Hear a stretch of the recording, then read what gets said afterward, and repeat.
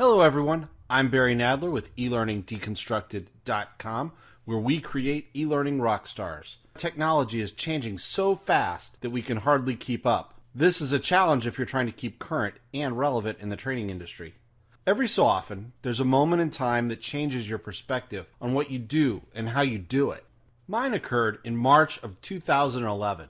That day, I walked into the eLearning Guild's conference here in Orlando, Learning Solutions. I had a mission from my manager. Learn about mobile learning, also referred to as mLearning.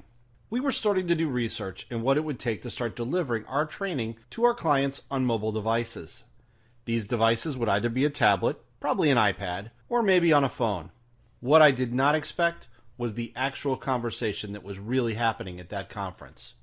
What I learned was that social media, the flipped classroom model, storytelling, and handheld devices were changing the way people acted, thought, and learned. It was as if somebody had literally dropped a bomb on the world I was familiar with. All of a sudden, I needed to be thinking about bite-sized learning, HTML5, video production, social media in the workplace, learning environments, and responsive web design. I knew my world changed immediately, and I needed to bring the message back to the office that I had seen a shockwave on the horizon of the training industry and that we better start thinking about it at that point or that we would be hit with a tsunami of change and we'd get run over. That night, I sat at a local burger joint, just me, my notepad, and a pen. Collecting my thoughts and getting my head in order was a requirement at that point. I wrote out the things that would practically become the strategy for the training group I work with. Today, in 2015, about 90% of what I wrote out that we needed to keep an eye on has come to fruition, and we successfully addressed those new technologies and the ways of thinking. What I saw was not the Facebook I was familiar with. It did not have kittens being cute or stupid YouTube videos of people getting kicked in the crotch. What I saw was a world of collaboration and sharing. I saw Khan Academy changing the way schools function, known as flipping the classroom. I saw kids in Asia working with children in the United States to create massive science projects. I saw musicians from around the world coming together on YouTube to create a collaborative, cross-cultural symphony. And thanks to Nancy Duarte, I experienced the power of storytelling for learning. This was finally Web 2.0 impacting the learning industry, and it would change our careers forever. Today, it's actually 2015. Only 4 years after 2011. The combination of Google and handheld devices has changed the way our brains are actually wired. We have almost any information we want or need within seconds. Did you know that people actually walk around with their hand in their pocket and they simply hold their phones when they're trying to think of something? That's how much our brains have changed. Most everyone has a handheld device of some sort. What does that mean they have in their pocket? A camera, both photo and video, an audio recording device, a GPS, a television, a connection to almost anyone they know in some manner, a notebook, a PDF reader, a mini game system, a calculator, a calendar, and a music player. We no longer need to remember things the way we used to. We have the world's best current information resource right in our pocket. Between YouTube and Netflix, we have a totally new way to consume media. A recent phenomenon is binge-watching television shows. How do you go about learning something new? What's your starting point? If I had to bet $1, I would say YouTube. Media channels such as these are changing the way we provide learning content. The media outlets have drastically affected the amount of time that anyone will sit to learn anything. Enter the new world of microlearning. We have blogs, such as the one this video is connected to. It allows you to connect on a very personal level with other professionals in the field through articles and the ensuing comments that happen to continue the discussions. Readers have a power they never used to have. With all the content on the web via these blogs, a new role has emerged within the learning industry, a content curator. Someone needs to sift through all the noise of the web to deliver the most relevant content to you. Along with all this content on the web, we're doing the same thing within our businesses. We're inundated with data and information. Our learners don't need more information. They need us, the learning professionals, to find what they need and push it to the forefront for easy access when they need it. We also have Amazon with its amazing recommendation engine and review functionality. We value the comments on a product much more than the information provided by some marketing agency or the product manufacturer. When I purchase something on Amazon, it gives me other items that are similar, that have been purchased together with this product, and it remembers what I looked at, and it starts communicating with me via email when these items go on sale. I happen to have the Amazon app on my phone. When I find something in a physical retail store that I'm interested in, one of the first things I do is whip out my phone and scan the barcode with the app. This takes me right to the product online, and it tells me the price I should expect to pay, as well as to be able to read the reviews of that item. Guess what? Learners are starting to wonder why they have to sift through outdated learning management systems. They want their learning experience to be similar to that of shopping on Amazon. They should. It's a fantastic experience.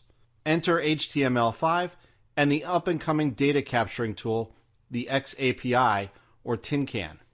So let's jump ahead a year or so, to 2016 and beyond. Would you believe we're actually starting to see the emergence of Web 3.0 already? This is going to be crazy when it comes into play.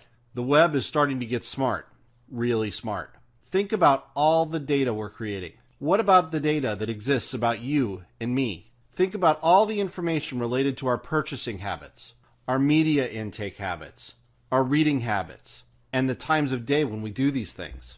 What about all those Facebook posts that we put up? What about all the tweets on Twitter? That's all a part of what we call big data. Remember that authorware book I bought back in 2002? When I grabbed the screenshot for this video, Amazon still had a record of the fact that I bought that book on their site over a decade ago. What about the Internet of Things claimed by Google? We're already starting to see products like Nest. This is a smart thermostat that's connected to the web and can use the data about you and your habits to adjust your power usage within your home.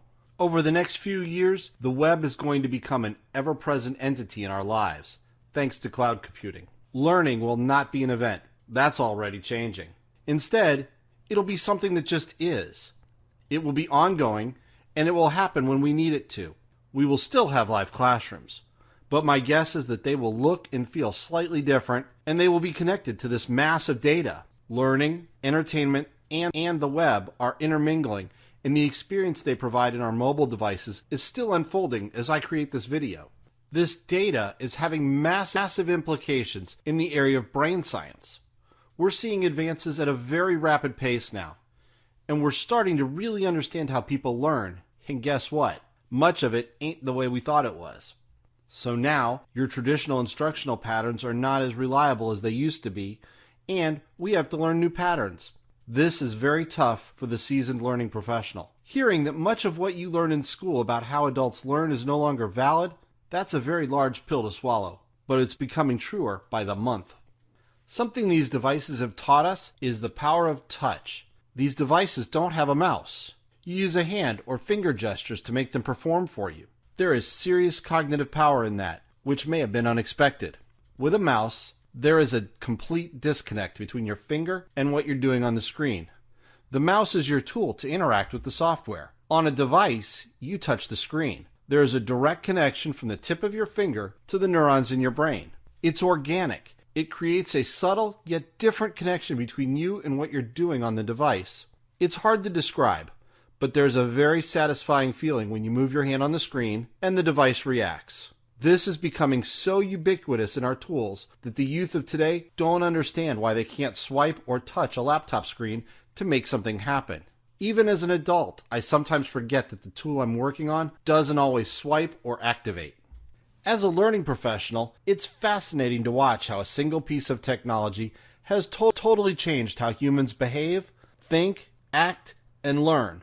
I'm talking about devices such as tablets, like the iPad and the Kindle, phones, like the iPhone and the Android, and a new generation of laptops, such as the Microsoft Surface.